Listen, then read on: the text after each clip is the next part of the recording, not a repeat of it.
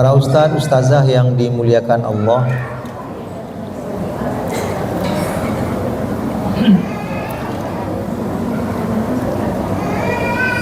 apa yang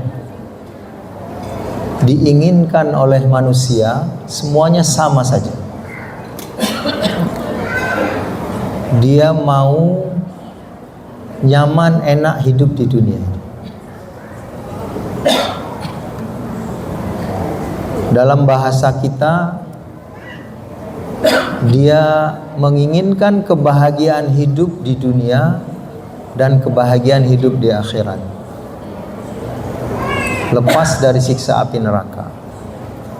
Semua orang menginginkan itu.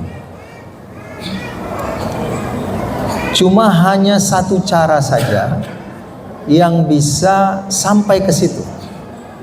Bahagia hidup di dunia, bahagia hidup di akhirat. Hanya satu jalan saja. Dulu sebelum Islam datang, orang berlomba-lomba untuk meraih kebahagiaan di dunia. Itulah yang diperlihatkan oleh masyarakat jahiliyah. Kebahagiaan itu dilambangkan dengan banyaknya harta. Lalu mereka menghalalkan segala cara untuk mendapatkan harta itu. Hatta harus mengambil harta orang lain, mencuri harta orang lain, merampok harta orang lain. Itu mereka lakukan. Untuk apa? Untuk kebahagiaan. Lalu mereka memperlakukan semua perempuan hanya sebagai pemuas hawa nafsu saja, karena mereka ingin mendapatkan kebahagiaan. Kalau mereka tidak senang sama seseorang dan itu mengganggu buat mereka, maka bunuh saja.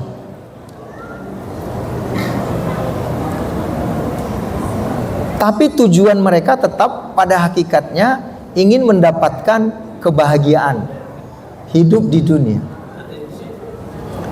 Caranya bagaimana agar kekuasaan itu, tahta itu bisa berada di tangan mereka dengan segala cara. Karena itu jalan satu-satunya menurut mereka akan mendapatkan kebahagiaan itu. Mereka akan kumpulkan harta sebanyak-banyaknya, karena hanya dengan harta yang sebanyak-banyaknya itulah yang akan mengantarkan mereka kepada kebahagiaan. Mereka akan memperlakukan perempuan semaunya mereka, karena itulah jalan menurut mereka untuk meraih kebahagiaan. Lalu datang utusan Allah Subhanahu wa taala, Nabi Muhammad sallallahu alaihi wasallam, kalau mau bahagia di dunia dan akhirat, pakai cara saya, kata Nabi. Dan ternyata cara Nabi itu bertentangan dengan cara-cara yang dilakukan oleh masyarakat secara umum.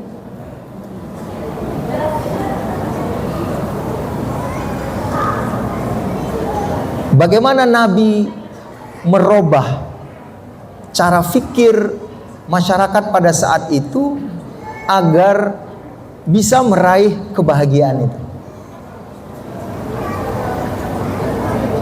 Para ustadz, ustazah, bapak ibu yang dimuliakan Allah, maka Nabi memulainya untuk bisa meraih kebahagiaan hidup di dunia dan akhirat itu. Pertama, dengan memperbaiki hati. Karena Nabi mengatakan bahwa dalam tubuh manusia ini, dalam jasad kita ini ada mudghah, yang apabila mudghah itu bagus, maka bagus semuanya. Dan apabila dia buruk, maka buruklah semuanya. Disebut qalbun, hati. Maka Nabi yang pertama sekali untuk memperbaiki rakyat itu, masyarakat itu, agar bisa mendapatkan cita-cita bahagia hidup di dunia dan akhirat itu, yang pertama adalah hatinya dulu diperbaiki. Maka Nabi datang membersihkan hati manusia dari segala hal, lalu menggantikannya dengan yang kita sebut namanya iman. Asyhadu an la ilaha illallah wa asyhadu anna Muhammadar Rasulullah. Ini dasar utama untuk bisa meraih kehidupan bahagia di dunia dan di akhirat. Karena dengan diletakkannya Allah dan Rasul di dalam hati kita, sehingga Allah dan Rasulullah yang paling kita cintai, itu nanti akan mengantarkan kita kepada kebahagiaan. Dan itulah yang dilakukan Nabi 13 tahun di Makkah. Tidak ada sholat, tidak ada saum, tidak ada zakat. Karena itu hanya sesuatu yang tumbuh di atas pondasi itu. Dan pondasi itu dulu harus diselesaikan. Iman itu yang ditanamkan oleh Nabi Muhammad SAW. Artinya orang yang beriman, orang yang tidak beriman, mau berkuasa seperti apa, mau punya harta sebanyak apa, bisa dipastikan bahwa mereka tidak akan mendapatkan kebahagiaan hidup di dunia. Hartanya tidak berseri, pajaknya saja 4,8 triliun. Itu pajaknya. Bayangkan berapa pendapatannya, berapa hartanya. Tapi karena dia tidak punya iman, walaupun dia punya dunia ini, maka mustahil dia mendapatkan kebahagiaan. Sandaran untuk mendapatkan kebahagiaan itu adalah iman kepada Allah dan Rasulnya. Sederhana, orang yang menyandarkan kebahagiaannya kepada jabatan publik, anggota DPR, misalnya DPRD provinsi, DPRD kabupaten kota, semua yang enggak DPR sini bilang enaklah dia. Ustadz tuh anggota DPRD itu. Dari mana ibu tahu? Antum tahu? Enggak, udah galau dia. Kenapa? Ini dicalonkan lagi apa enggak? Kalau dicalonkan terpilih lagi apa enggak? Kita mengatakan dia berbahagia, tapi kalau dia bersandar kepada jabatannya, paling cuma setahun menikmati itu. Sesudah itu dia risau, dia galau. Kenapa? Tinggal 4 tahun lagi aku jadi wali kota. Sementara kita bilang wali kota itu berbahagia. Masuk tahun kedua, ada nggak perahu nanti untuk pencalonan akan datang? Tidak ada kebahagiaan itu kalau bersandar kepada sesuatu yang tidak kekal, tidak abadi. Tapi kalau bersandar kepada Allah dan Rasulnya, maka bersandar kepada yang sesuatu yang kekal dan abadi. Orang bersandar kepada harta. Orang cari harta sebanyak-banyaknya, lalu mengharapkan kebahagiaan, tidak akan ketemu. Maka kalau kita lihat orang yang paling banyak hartanya, maka rumahnya seperti benteng yang luar biasa. Kecoa pun nggak bisa masuk. Udah nggak bisa masuk, masih belum. Dia pasang CCTV sekeliling rumahnya. Ini orang yang kaya. Kalau antum kan nggak sanggup. Jangankan bangun rumahnya, CCTV-nya juga nggak bisa pasang. Masih kurang. Maka dia bayar satpam 7 kali 24 jam. Terus dijaga. Apa arti yang kita lihat dari itu semua? Maka kita bisa memastikan orang kaya seperti itu, yang rumahnya seperti benteng, CCTV sekeliling rumah, satpamnya 7 kali 24 jam, bisa kita pastikan orang yang di dalam itu adalah orang yang penuh ketakutan dan kerisauan. Lalu di mana kebahagiaan itu? Katanya harta membawa bahagia. Antum datang kemari tenang-tenang aja. Gimana nanti malah ada yang lupa ngunci rumah? Nggak apa-apa Ustaz, silakan aja mau masuk. Ambil aja kalau mau dia, rumahnya masih ngontrak, TV-nya nggak ada. Mau ambil spring bed, belinya kemarin juga second, ya kan? Ambil. Nggak ada harta tapi bisa membawa kepada kebahagiaan, nggak ada dirisaukan. Seandainya kita robah nih, antum-antum ini masing-masing punya 50 kg emas di rumahnya, udah pada berebut mau pulang ini, karena mau jaga emasnya kan. Di sini paling dapat nasi sepiring, itu ada emas 50 kg di rumah, maka ndak ada kebahagiaan. Jangankan hanya undangan berbuka seperti ini, sedang keliling dunia di Eropa pun hati kita nggak bisa bahagia. Kenapa? Kepikir harta kita yang ada di rumah. Maka Nabi dengan dasar iman itu mengajarkan, mencontohkan bahkan apa yang dia dapat hari ini habis hari ini. Apa rahasianya? Ada kawan saya dapat 10 juta biasa, nggak ada yang istimewa bagi dia 10 juta.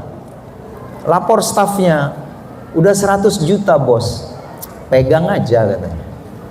Nggak ada apa-apa sama dia 100 juta. Sementara ada orang jualan es kelapa, kita beli makan minum segelas 2 gelas, kasih uang 1 juta, baliknya untuk dia langsung menangis berbahagia. Ditaruhnya uang itu di dahinya, diciumnya tangan kita. Kenapa? Luar biasa bahagia. Dapatnya cuma 1 juta kurang. Sementara ada yang 500 juta tidak bisa memberikan kebahagiaan kepada dia. Apa rahasianya? Itulah yang dicontohkan Nabi. Kenapa Nabi orang yang paling berbahagia, orang yang paling pandai bersyukur? Karena ketika besok dia menghadapi kehidupan, hartanya udah nggak ada. Maka berapapun yang dia dapatkan, pasti dia pandai bersyukur, pasti mengantarkan dia kepada kebahagiaan. Antum begitu dapat 10.000, 10.000. Kenapa? Karena antum simpan uang antum 1 juta. 10.000 nggak ada harganya. Nabi seberapapun yang dia dapatkan esok hari, karena hartanya sudah habis dia infakkan, maka dia terima itu penuh dengan kesyukuran dan kebahagiaan. Kenapa kawan saya tadi 500 juta bagi dia itu kecil, tidak memberikan kebahagiaan buat dia, karena tabungannya udah ratusan miliar. Kumpullah harta itu, maka dia tidak akan memberikan kebahagiaan. Tiap hari takut nanti dibobol m-bankingnya. Kalau punya saham, takut harga sahamnya turun. Simpan dolar, takut nilai dolarnya turun. Sementara ini antum yang hadir ini kan bahagia semua. Mau naik turun dolar itu antum senyum aja. Kenapa? Karena nggak punya dolar kan. Jadi nggak usah dikumpul-kumpul. Yang perlu nggak boleh lepas itu adalah Allah dan Rasul. Kalau soal jabatan, ini mulai dari kabupaten, provinsi sampai DPR. Kapan berdegupnya? Ya sekarang ini anggota DPR itu berdegup. Kenapa? Ya takut nggak dicalonkan lagi. Dan memang ada yang nggak dicalonkan lagi kan? Incumbent nggak dicalonkan lagi. Dibilang juga bahagia, malu dia kemana-mana. Antum dicalonkan lagi, malu dia jawabnya, karena nggak dicalonkan. Sementara orang bilang kalau anggota DPR itu berbahagia, nggak benar. Jadi orang jahiliyah itu menyandarkan kebahagiaannya kepada harta, kuasa, dan wanita. Datang Islam bahwa itu tidak mengantarkan kebahagiaan. Makanya ketika kita puasa di bulan Ramadan ini, tadi dibaca Ustadz Dwi Andi, targetnya adalah menjadi orang yang bertakwa. Dan orang yang bertakwa itu dijelaskan dalam ayat yang lain. Coba perhatikan. Ini jalan Islam untuk menuju kebahagiaan. Wasari'u ila maghfiratin mir rabbikum wa jannatin arduhas samawat uiddat lil muttaqin. Orang yang mengerjakan puasa itu harapannya menjadi orang yang bertakwa. Lalu orang bertakwa itu akan dapat surga. Itu janji Allah. Orang bertakwa dapat surga. Orang dapat surga, dia akan berbahagia. Pasti dia berbahagia di dunia.